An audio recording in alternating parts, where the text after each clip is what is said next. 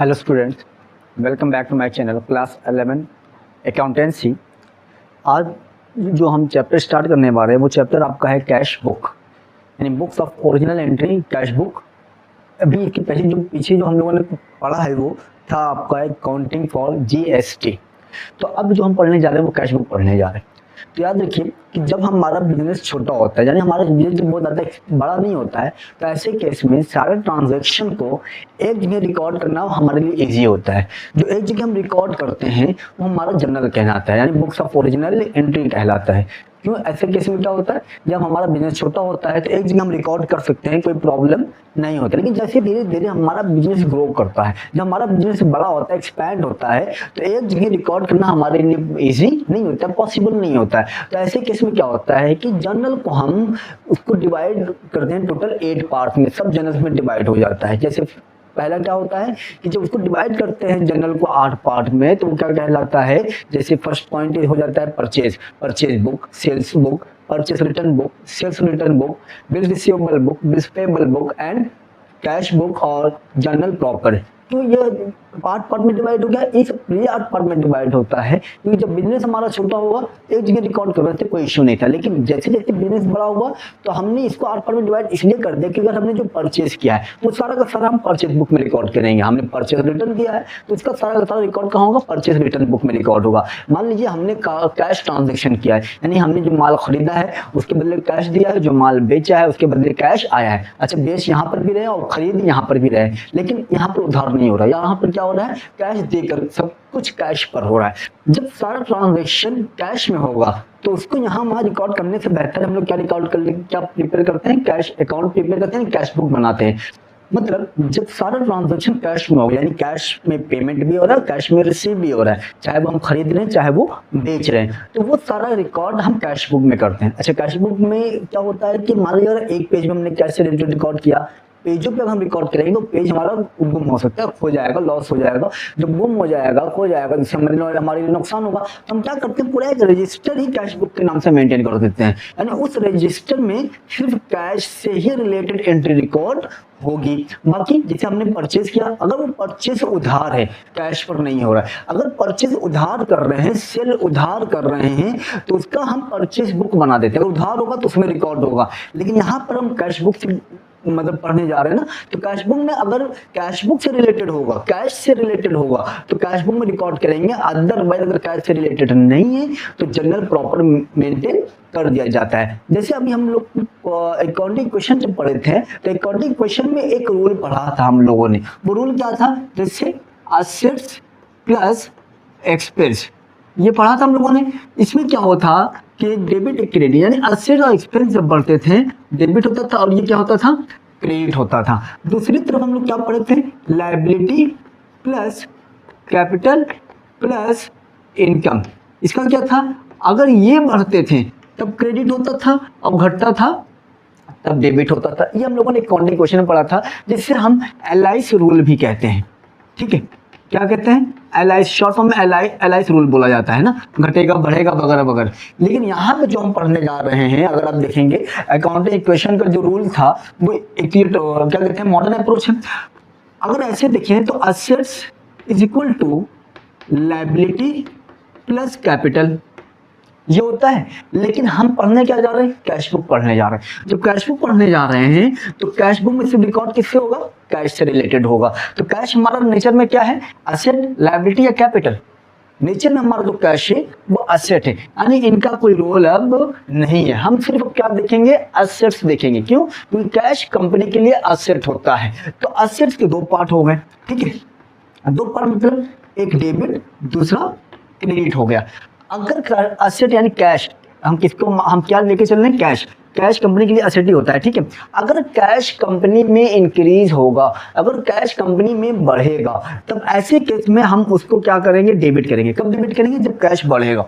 दूसरा, कैश अगर घटेगा कंपनी में तो उसको हम क्या करेंगे, क्रेडिट करेंगे। बस आपको यही देखना है क्वेश्चन में कि कैश रिसीव हो रहा है या हम पेमेंट कर रहे हैं। रिसीव करेंगे तो डेबिट होगा और अगर पेमेंट करेंगे तो क्रेडिट होगा। क्यों, क्योंकि जब रिसीव करोगे तो कंपनी में कैश बढ़ेगा और जब पेमेंट करेंगे तो कंपनी से कैश घटेगा। अब जब हम क्वेश्चन अच्छे से देखेंगे, उसका फॉर्मेट देखेंगे तो बहुत अच्छे से हमको समझ में आ जाएगा।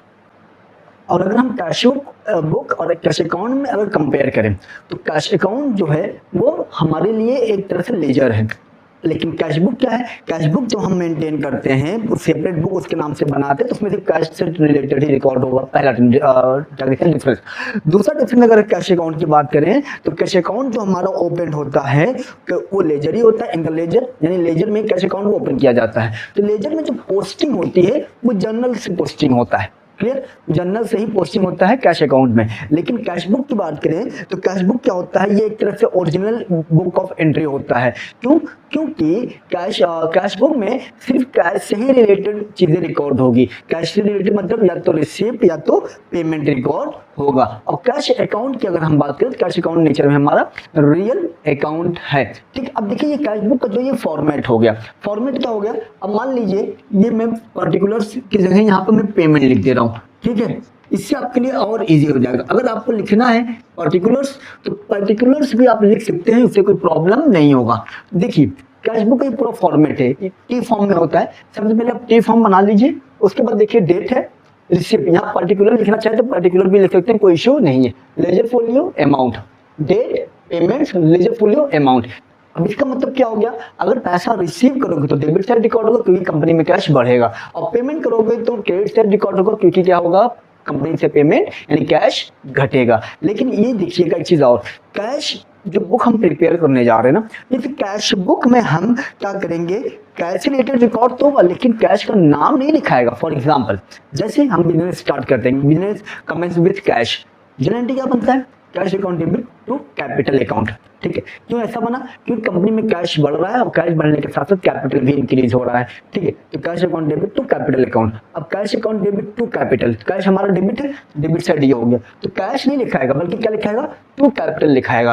यानी जो कैश का ट्रांजेक्शन कर रहे हो वो किस वे में हो रहा है, कैश अगर कंपनी में बढ़ रहा है तो कैसे बढ़ रहा है, कैश अगर कंपनी से जा रहा है तो कैसे जा रहा है। कैसे जा रहा है मतलब सैलरी दे रहे हो, कमीशन दे रहे हो, वेजेस पे कर रहे हो, इलेक्ट्रिसिटी चार्ज पे कर रहे हो, कोई माल खरीदा है इस वजह से जा रहा है। जिस वजह से जाएगा वो नाम लिखाएगा, इधर या फिर इधर, या जिस वजह से आएगा वो उसका नाम लिखाएगा, कैश का नाम नहीं लिखाएगा। तो अब हम जो क्वेश्चन देखने जा रहे हैं वो क्वेश्चन नंबर 1 होगा, दो कि आपको अच्छे से और समझ में आ जाएगा। क्वेश्चन नंबर 1 क्या है, अच्छा कैश बुक का अगर हम देखें तो कैश बुक के टोटल 3 कॉलम होते हैं, single cash book column, double cash book column and triple cash book column. Single cash book column में सिर्फ कैश का कॉलम बनेगा, डबल कैश बुक कॉलम में कैश के साथ साथ बैंक का भी कॉलम एक बढ़ जाएगा, यानी इधर एक बैंक का कॉलम और इधर एक बैंक का column. Triple cash book column में क्या होता है, ट्रिपल कॉलम में कि वो आपका आउट ऑफ सिलेबस है तो उसको पढ़ना नहीं है, यानी सिंगल पढ़ेंगे और डबल पढ़ेंगे। सिंगल में सिर्फ कैश का कॉलम होगा और डबल में एक कॉलम और बढ़ेगा जिसे हम कहते हैं बैंक का कॉलम। ठीक, अब पहला पॉइंट देखिए क्या है, जुलाई 1 2025, तो 2025 जुलाई 1 क्या हो रहा है, बिजनेस स्टार्ट हो रहा है। जब बिजनेस स्टार्ट होगा तो कंपनी में क्या होगा, पैसा बढ़ेगा घटेगा, जाहिर सी बात है बिजनेस जब स्टार्ट करेंगे तो कंपनी के अंदर पैसा बढ़ेगा। किस वे में बढ़ रहा है, कैपिटल के वे में बढ़ रहा है। तो यहाँ पर क्या लिखेंगे, टू कैपिटल अकाउंट। कितना बढ़ रहा है, पूरा बढ़ रहा है 5 लाख रुपए। ठीक है, ये हो गया पहला। उसके बाद क्या है, date third, bought goods for cash. Bought goods for cash का मतलब क्या है, कंपनी ने माल खरीदा। कंपनी ने माल कैसे खरीदा है, कंपनी ने माल पैसा देके खरीदा, नगद खरीदा। तो कंपनी जब माल खरीदा होगा तो एंट्री क्या बनेगा, purchase account debit to cash. माल जब खरीदा होगा तो कंपनी में कैश बढ़ेगा ही घटेगा, वेरी गुड, कंपनी में कैश क्या हो गया, घटेगा। और जब कंपनी में कैश घटेगा तो घटने वाला कितना रिकॉर्ड होगा, इस तरफ रिकॉर्ड होगा। डेट क्या है, 2025 जुलाई 3। कैसे घटा, बाई परचेज, माल हमने खरीदा है जिसकी वजह से पैसा कंपनी से गया। तो कितना कंपनी से जा रहा है, 1.5 लाख रुपए कंपनी से चला गया, ये हो गया 1.5 लाख। ठीक है, पॉइंट नंबर 3, पेड कैरेज। अब कंपनी क्या कर रहा है, भाड़ा पे किया, भाड़ा भी पे करेगा तो कंपनी से क्या होगा, पैसा घटेगा कंपनी में, यानी कंपनी से पैसा जा रहा है, कैश डिक्रीज हो रहा है। तो डेट आपका सेम है, बाई कैरेज। अकाउंट कितना है, ये टोटल है 3000 रुपए, तो 3000 ठीक। उसके बाद date 4 sold goods for cash. अब कंपनी क्या कर रहा है, माल बेच रहा है। और जब कंपनी माल बेचेगा तो माल तो कंपनी से गया, गुड्स चला गया, लेकिन आया क्या कंपनी में, कैश आ रहा है। और जब कैश बढ़ता है तो किस तरह रिकॉर्ड होता है, डेबिट साइड रिकॉर्ड होगा। और जो बढ़ क्यों रहा है, कैसे बढ़ रहा है, क्योंकि कंपनी ने माल बेचा इसलिए कंपनी में माल बढ़ गया। तो डेट 4 टू सेल्स अकाउंट कितना, 43,000। Next date 6 sold goods to Ramesh. अब ये देखिए, अब सोल्ड गुड्स टू रमेश, क्या यहाँ पर कैश से कोई लेना देना है, क्योंकि उधार बेच रहा हूं मैं ना, कैश का नाम आया नहीं। जो उधार बेचेंगे तो एंट्री क्या बनेगा, Ramesh debit to sales account. Cash का नाम ही नहीं है, जो कैश का नाम नहीं उसे ड्रॉप आउट यानी छोड़ देंगे, या फिर उसका जनरल प्रॉपर बनेगा। जनरल प्रॉपर का मतलब क्या हुआ, यानी इसका एक जनरल एंट्री पास करेंगे। तो इसका जब जनरल एंट्री पास करोगे तो क्या बन जाएगा, Ramesh debit to sales account 25,000। यहाँ पर ये रिकॉर्ड नहीं होगा, क्यों, क्योंकि यहाँ पर तो कैश का लेना देना है ही नहीं, यानी यहाँ पर कैश आएगा जाएगा वही रिकॉर्ड होगा। तो यहाँ पर क्रेडिट पे हो रहा है तो इसको हम लोग क्या कर देंगे, छोड़ देंगे। डेट 10 रिसीव्ड फ्रॉम रमेश, यानी 6 तारीख को हमने उधार बेचा था, उसको छोड़ दिया, लेकिन वो 10 तारीख को पेमेंट कर रहा है। जब पेमेंट करेगा तो भाई क्या होगा, कंपनी में पैसा बढ़ेगा। अच्छा, कंपनी में पैसा बढ़ रहा है, कैसे बढ़ रहा है, रमेश ने पैसा दिया है। जब रमेश ने पैसा दिया है 10 तारीख को, तो क्या लिखेंगे, टू रमेश कितना पेमेंट कर रहा है, वो पेमेंट कर रहा है टोटल 20,000 रुपए। जितना आएगा उतना ही लिखेंगे, ये मत सोचिएगा 25,000 का बेचा था 20,000 दे रहा है तो नहीं, जितना पेमेंट आएगा जितना पैसा जाएगा उतना ही रिकॉर्ड होगा, अदरवाइज जो नहीं आ रहा उसको छोड़ दिया जाएगा। कैश सेल्स, कैश सेल्स का मतलब क्या है, 34,500। कैश सेल्स का मतलब ये हुआ कि कंपनी माल बेच रहा है, और जब कंपनी माल बेचेगा तो कंपनी में क्या आएगा, पैसा बढ़ेगा 34,500। तो नगद बेच रहा हूं मैं, तो डेट क्या है, 15 तारीख टू सेल्स अकाउंट कितना है, 34,500। उसके बाद देखिए purchase furniture for cash for office. अब कंपनी क्या कर रहा है, और फर्नीचर खरीद रहा है। फर्नीचर कैसे खरीदा, उधार नहीं खरीद रहा है, नगद खरीद रहा है ऑफिस के पर्पस के लिए। जब फर्नीचर उसने खरीदा तो कंपनी से क्या हुआ, कैश क्या हो रहा है कंपनी के अंदर, बढ़ रहा है घट रहा है, घट रहा है, बेसी बात है घटेगा, क्योंकि ये फर्नीचर आया तो हमने पेमेंट किया होगा। तो किसके नाम से, 18 तारीख 50,000 रुपए। तो यहाँ पे लिखाएगा 18 तारीख बाय फर्नीचर अकाउंट 50,000 रुपए। पैसा घट रहा है, किस वजह से घट रहा है, फर्नीचर खरीदा है हमने। उसके बाद अगर आप देखें तो paid advertisement, paid for advertisement 4,000। फिर कंपनी ने क्या किया, एडवर्टाइज कराया, और जब एडवर्टाइज कराएगा तभी खर्चा आएगा, पैसा घटेगा। जब पैसा घटेगा तो रिकॉर्ड किधर होगा आपका, इस साइड रिकॉर्ड होगा 20 तारीख को 4,000 रुपए एडवर्टीजमेंट अकाउंट 4,000, ठीक है।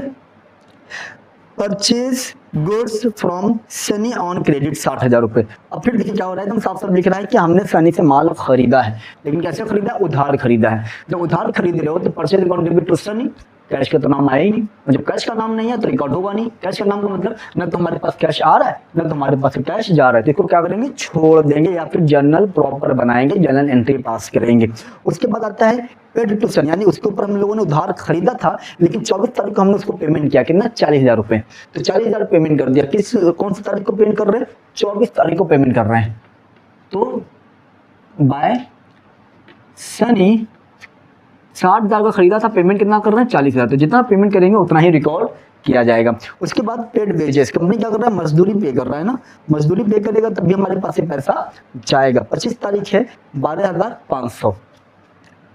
Date 25 by wages account 24,500 payment किया है हम लोगों ने। उसके बाद आता है, सॉरी 24,500 नहीं, 12,500 है, ठीक है। उसके बाद अगर हम देखें रिसीव्ड फॉर कमीशन, अब कंपनी क्या रिसीव कर, क्या कर रहा है, कंपनी को क्या मिल रहा है, कमीशन मिल रहा है, कमीशन रिसीव हो रहा है। तो cash account debit to commission, भाई कमीशन किस फॉर्म में मिलेगा, कैश के फॉर्म में ही मिलेगा। पेमेंट भी करोगे किस फॉर्म में करोगे, कमीशन पे करोगे तब भी आप कैश के फॉर्म में ही पे करोगे। तो कंपनी को जब कमीशन मिला होगा तो कंपनी में कैश क्या हो गया होगा, बढ़ गया होगा, कितने से, 10,000 रुपए से बढ़ा होगा। अब डेट 27 टू कमीशन अकाउंट 10,000 रुपए, ठीक है। उसके बाद आप देखिए विड्रॉ फॉर पर्सनल यूज। अब क्या हुआ है, कि ऑनर ने जो है अपने पर्सनल पर्पस के लिए पैसा निकाला। जब पर्सनल पर्पस के लिए पैसा निकाला होगा तो कंपनी में कैश क्या हो गया होगा, कंपनी में कैश तो घट गया। जब कंपनी में कैश घटेगा तो रिकॉर्ड तो इस तरफ होगा। डेट कितना है, डेट है 28 तारीख 15,000। तो बाय ड्राइंग्स अकाउंट 15,000 रुपये, ठीक है। Last point paid salary. Paid salary का मतलब भी वही है कि कंपनी ने सैलरी पे किया। कंपनी ने जब सैलरी पे किया होगा तो कंपनी में भी पैसा क्या हुआ होगा, कैश घट गया होगा। कितने से, 8,000 रुपये से घट गया। एक चीज़ और याद रखिएगा, हमेशा आपका ये ज़्यादा रहता है, अक्सर ज़्यादा रहेगा। 2-4% होता है, कभी कभी ये कम होगा और ये ज़्यादा होगा। क्यों, क्योंकि ये ज़्यादा इसलिए रहेगा कि भाई जो हमारे पास पेमेंट है, जो पैसा हमारे पास है, उसमें से हमेशा जो हम खर्च करेंगे कम ही करेंगे, पूरा उड़ा थोड़ी देंगे। बात समझ रहे हैं। जो आपके पास पैसा होगा आप उसी हिसाब से खर्च करोगे ना। हमेशा आप अपना हिसाब देख के चलोगे ना कि भाई कितना मेरे पास कैश है, हमें उसी के हिसाब से पेमेंट करना है, उसी के हिसाब से खर्च करना है, ताकि कुछ पैसा हमारा बच जाए। अब ऐसे केस में हम क्या करेंगे, इसको टोटल करेंगे। यहाँ डबल लाइन, ठीक है, दोनों बराबर होने चाहिए, बिल्कुल बराबर। पहले टोटल कर लेते हैं। इसका टोटल अगर करेंगे तो 500, इसका देखेंगे 4 3 7, फिर 4 2 6 3 9 1 10 का 0 कैरी 1 6,07,500। तो ये भी आपका 6,07,500 ही रहेगा, दोनों इक्वल रहेंगे। लेकिन जब इसको टोटल आप करोगे 6,07,500 आ रहा है ना, इसको अगर हम टोटल कर रहे हैं तो ये आपका आ रहा है 50, तो 4 3 7 2 9 4 13 14 14 26 2 22 कर 2 कैरी 2, तो 5 5 10 14 15 16 17 18 का 8 कैरी 1 2। देखिए अब ये आपका डेबिट वाला है और ये आपका कौन सा है, क्रेडिट वाला है। डेबिट वाला आया है 6,07,500। देखिए ज़्यादा ज़्यादा हुआ ना, लेकिन यानी इसका मतलब हम लोगों ने पैसा ज़्यादा रिसीव किया है कंपनी ने, लेकिन पेमेंट सिर्फ कितना कर रहा है कंपनी, 2,82,500। तो पेमेंट कम कर रहा है, तो हमें ये देखना है ना कि कंपनी के पास बचा कितना है। तो देख लेते हैं कितना बच रहा है कंपनी के पास। 5 2 1 सॉरी 5 2 5 3,25,000, यानी ये पैसा अभी भी कंपनी के पास है। ठीक, जो ये पैसा अभी भी कंपनी के पास है, तो यहाँ पर डेट ये लिखाएगा, जिस तरफ का कम रहेगा उसी तरफ लिखेंगे। भाई बैलेंसिंग फिगर तो आना चाहिए ना, इसे हम कहेंगे बैलेंस सीडी। कितना, 3,25,000। बैलेंस सीडी का मतलब बैलेंस कैरी डाउन, सीडी का मतलब क्या है, कैरी डाउन। 3,25,000 भी हमारे बचे हुए हैं, यानी जुलाई के महीने में हमने टोटल खर्च कितना किया, 2,82,500। अभी भी हमारे पास कितना है, 3,25,000। यानी जो अगस्त का महीना, यानी जुलाई के बाद कौन सा महीना आएगा, अगस्त का महीना। तो यहाँ पर क्या लिखोगे आप, अगस्त फर्स्ट। इसी बैलेंस सीडी को हम क्या करेंगे, to balance brought down. Brought down को हम बीडी लिखते हैं, क्रेडिट डाउन को हम सीडी लिखते हैं। यानी अब ये पैसा हमारा जो 3,25,000 है, अब अगस्त से फिर हम पैसा कुछ खर्च करेंगे, कुछ रिसीव करेंगे, ऐसा तो नहीं है ना। तो जुलाई में जो पैसा हमारे पास बचा है उठा के फेंक देंगे कि भाई अगस्त में हम दूसरा इस्तेमाल करेंगे, नहीं ना। भाई जो पैसा हमारे पास बचा हुआ है उसी को हमने अगस्त में बैलेंस बीडी कर दिया। अब यहाँ से भी कुछ पैसा रिसीव होगा, कुछ पैसा पेमेंट होगा। तो ये मैंने आपको समझाने के लिए टोटल किया था, ठीक है। फिर भी अगर कोई डाउट, कोई कंफ्यूजन आए कैश बुक से रिलेटेड, जरूर, क्योंकि बहुत अच्छा चैप्टर है, बहुत इंपॉर्टेंट चैप्टर है 11 के लिए। तो आप कमेंट जरूर करिएगा, किसी भी तरह का हेजिटेशन फील नहीं होना चाहिए, और इसको प्रैक्टिस भी करिएगा। क्वेश्चन नंबर 2 आप खुद करिएगा, जब आप करेंगे तो आपका कॉन्सेप्ट और अच्छे से क्लियर होगा।